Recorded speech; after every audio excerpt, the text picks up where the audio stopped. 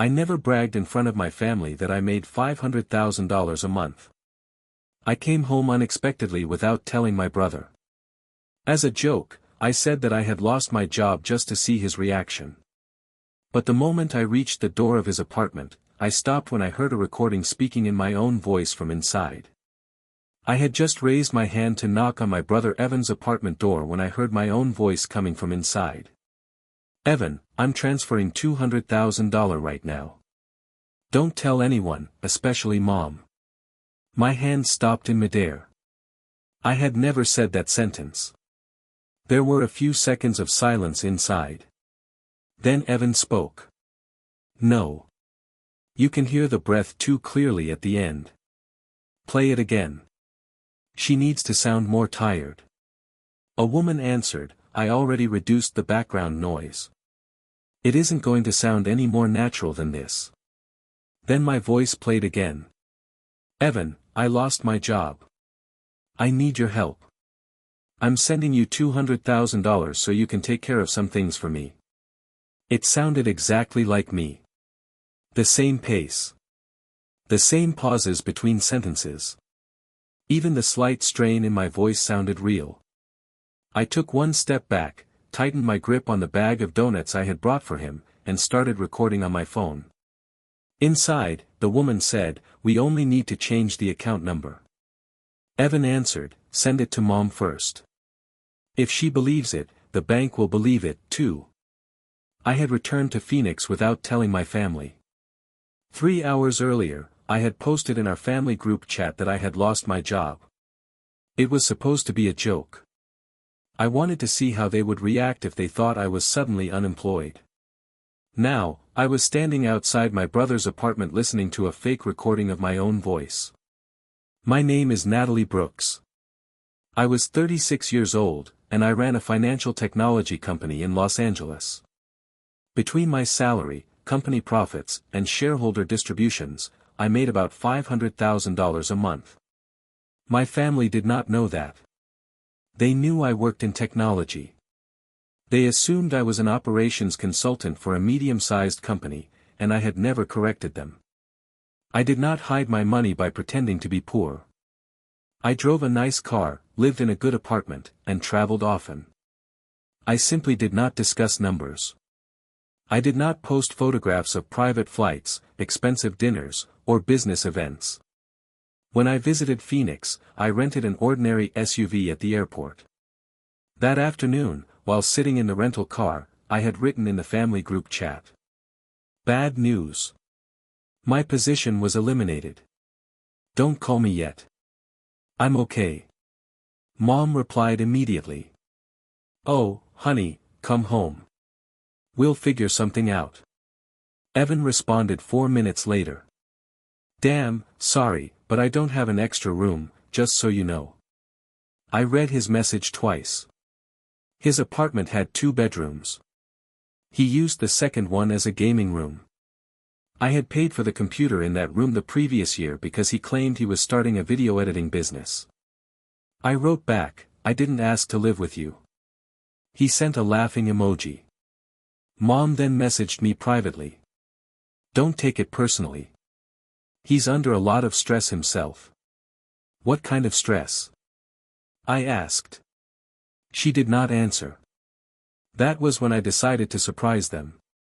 I planned to show up in person, admit that the job loss message had been a joke, and see who had actually been concerned about me. It was childish. I knew that. But something had felt wrong for months. Evan had been asking me for money more often. Mom had started asking strange questions about my savings, retirement accounts, and insurance. Both of them kept repeating the same sentence. "If anything ever happens, family is all you have." I had treated it like an ordinary family expression. Standing outside Evan's apartment, it no longer sounded ordinary. The woman inside asked, "Did your sister really get fired?" Evan laughed. "I don't know. That's what she texted, but the timing is perfect. If she questions anything later, we'll say she was so stressed she forgot what she said." "What if the bank requires a live call?" Mom knows the answers to her security questions. I stopped recording, walked toward the elevator, and threw the donuts into the trash. Once I was inside the rental SUV, I called Maya Collins, my company's chief legal officer. She answered on the second ring. Did you make it to Phoenix? Yes. I need to ask you a strange question. Go ahead. Can someone use a cloned version of my voice to authorize a bank transfer? Her tone changed immediately. Where are you? In the parking lot outside Evan's apartment. What happened? I explained everything. She did not interrupt me once. When I finished, she said, "Do not go back inside. Send me the recording and call your bank's security department right now." Maya continued, "Secure your accounts first. Deal with your family later." After that, I contacted my private banking manager and disabled all voice-based authorization. Every large transfer was changed to require live video verification and additional written approval. Then I called Luis, the head of cybersecurity at my company. I need you to find out whether my voice has been used anywhere during the past 6 months. Do you suspect a security breach? Yes. And I think it may have started inside my family. I drove to a hotel instead of going to Mom's house. Evan messaged me as soon as I checked in. What happened with your severance? If you need cash, I can help. I stared at the screen for several seconds. Then I typed, "Thanks." The next morning, Mom called. "Where are you?" "Los Angeles." It was the first direct lie I had told her in years. "Why don't you come home?" she asked. "You shouldn't be alone right now. You seem very concerned about my job." "Of course I am. You're my daughter." "Is Evan concerned, too?" "He worries in his own way." "What exactly is his way?" "Natalie, this is not the time for sarcasm." I walked to the hotel window and looked down at the parking lot. The Arizona sun was already bright enough to reflect off every windshield. "Mom, did you send Evan any recordings of my voice?" She became silent. "What do you mean?" "Old voice messages, birthday videos, recorded calls, anything. He said he was working on a family project." "What kind of project?" "I don't know. Maybe some kind of surprise." "Did you also give him the answers to my security questions?" "Natalie, why are you asking me these things? It's a yes or no question." She exhaled. "He asked for the name of your first pet and the name of your high school teacher. I thought it was for a game. When did you send him the recordings?" She did not answer. "Mom. I'm going to be late for church. We'll talk later." She ended the call. 2 days later, Luis, Maya, and I met through an encrypted video conference. Luis began without small talk. We identified 7 suspicious audio files. Where were they used? 2 were sent to private lenders. 3 were sent to family members. 1 was sent to an auto dealership. 1 was used during a customer service call with a bank. Did any money leave my accounts? No. For the first time in 2 days, I relaxed slightly. Then Luis continued. "But $50,000 was withdrawn through your mother's home equity line of credit. A cloned version of your voice was used as part of the authorization. Why would they use my voice for her loan?" Maya answered, "Probably to make it appear that you had reviewed the arrangement and guaranteed repayment." Luis played the recording. My voice came through the speakers. "Mom, I looked at the documents. Give Evan the money. If he can't pay it back, I'll cover it." Then I heard Mom's real voice. "Natalie, are you sure?" My fake voice replied, "Yes. I make $500,000 a month. This isn't a large amount of money for me." I stopped the audio. "Who told Evan how much I make?" Luis opened a set of messages exchanged between Evan and Mom. Mom had written. "She has a lot of money. She doesn't tell us. I saw a tax envelope when I was at her apartment. It looks like she makes more than $6 million a year. Evan replied. Then she won't notice. Mom wrote. Only take what you can repay. I don't want to risk the house. I kept staring at the screen. Maya spoke quietly. Your mother knew. Until then, I had believed that Evan was manipulating her. I thought he had collected recordings and security information without explaining what he planned to do. But Mom had told him about my income. She had supplied the answers to my security questions. She had sent him voice samples. The financial records showed what happened to the $50,000. $16,000 went toward the down payment on a used Mercedes. $11,000 went into cryptocurrency. $8,000 paid down his girlfriend Kara's credit cards. The rest disappeared into rent, restaurants, and online gambling. Luis played another recording. Evan said, if Natalie asks, tell her she guaranteed it herself. Mom answered, she'll believe me. And if she doesn't, she won't go to the police against family. That isn't who she is. I looked at Maya. Now I know what I'm going to do. I called Mom that afternoon. Invite everyone to dinner on Sunday. Evan and Kara, too. You're coming home? Yes. I need to discuss my job. Did you receive severance? We'll talk on Sunday. Then I sent Evan a message. I may need financial help. Will you come to Mom's for dinner on Sunday? He replied within seconds. Of course. That's what family is for. On Sunday evening, Mom had roast chicken, mashed potatoes, and green beans on the dining table. Evan was wearing a new watch. Kara kept checking her phone. Mom hugged me. You look thinner. I'm fine. Evan pulled out his chair. So, what happened? Why did they fire you? Restructuring. How much severance did you get? Kara elbowed him. What? He said. We need to be practical. I sat down. I may not be able to afford my apartment. Mom answered immediately. You can stay with me. Evan lifted his water glass. Temporarily, right? Mom needs her space. I looked at him. You don't have room. My second bedroom is my office. The room where you manufactured my voice. His glass hit the table. Water spilled across the white table runner. Kara immediately pushed her chair back. I wasn't part of this. Shut up, Kara, Evan snapped. I placed my phone on the table and played the recording from outside his apartment. My false voice filled the dining room.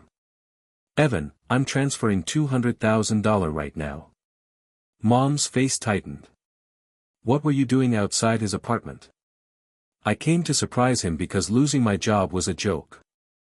Evan stared at me without speaking. I wanted to see what all of you would say, I continued. I got my answer. Mom shook her head. This is a misunderstanding. I put a folder on the table. A $50,000 misunderstanding. Evan leaned forward. Mom took out the loan. It has nothing to do with you. My voice was used. My income was used. My security answers were used. Mom spoke quietly. We would have paid it back. She looked away. I removed a page from the folder. $16,000 for a Mercedes. $11,000 for cryptocurrency. $8,000 for Kara's credit cards. The rest for gambling and restaurants. I looked directly at Evan. Which part of that was being paid back? Evan slammed his hand against the table. Why do you even care? You make 10 times that amount in a single month. The room became completely silent. I paid your rent twice, I said. You didn't need the money. I paid Mom's mortgage for 6 years. I paid for her insurance. I bought the computer for your so-called business. Kara turned toward him. You told me you paid for that computer. Evan raised his voice. That doesn't matter right now. I placed a small recorder beside the folder. Mom stared at it. What is that? Maya is in the next room. 2 bank investigators are waiting in the driveway. I filed a fraud report. Mom pushed her chair back. You called the police on your own brother. You said I never would. That is exactly why I did. Evan stood. This is a family matter. No. It is identity theft and financial fraud. I'm your sister, and my voice is not your property. Mom looked at me. I only gave him some recordings. I didn't know what he was doing. I slid a printed copy of her message across the table. Then she won't notice. The color left her face. Kara said, I'll cooperate. Evan turned on her. Are you kidding me? You told me it was a prank, Kara replied. You edited the files because you told me Natalie had approved it. Maya entered through the kitchen doorway carrying a tablet. The investigators are ready, she said. Evan grabbed his car keys. I'm leaving. Maya remained calm. Your Mercedes has been flagged as property purchased with fraud proceeds. Do not attempt to remove it from the driveway. He stopped. For the first time, he looked the way he should have looked when he thought I had lost my job. Silent. But it was too late. The next 4 months were filled with attorneys, interviews, financial records, and recorded statements. Kara turned over the editing software, audio files, and text messages. Because she cooperated, she received probation and community service. Evan denied everything at first.